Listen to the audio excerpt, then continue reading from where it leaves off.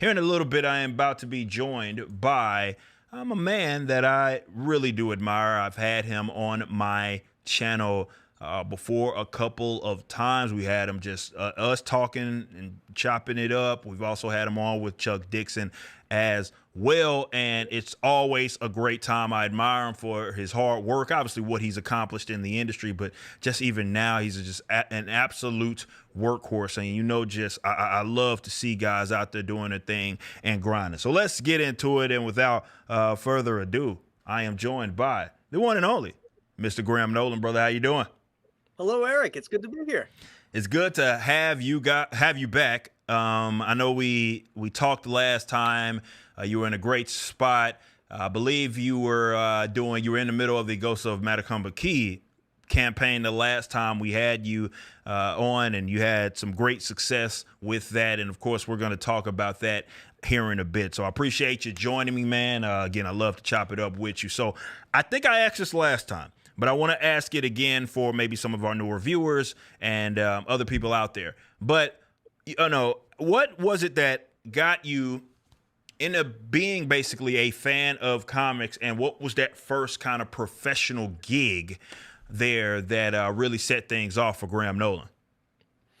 What got me into it was I had a sixth grade teacher bring in a stack of comics for the kids to look at during recess. And one of them was I don't even remember what all of them were, but I remember one of them was a Justice League 60-cent giant.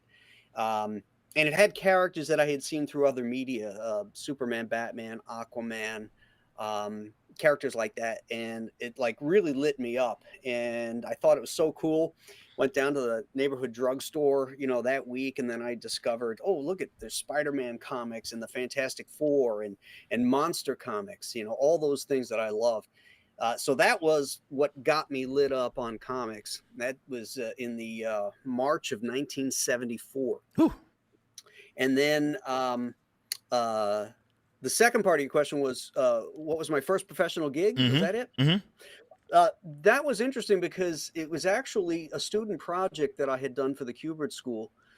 My teacher of sequential storytelling was Sal Amendola, who also taught at the School of Visual Arts, but he was an editor, a new talent editor at DC Comics, and he was editing a book called New Talent Showcase, and he liked a couple stories that I had done as class projects, so he bought them to put in New Talent Showcase, and so that was my first professional sale, and that was 1983.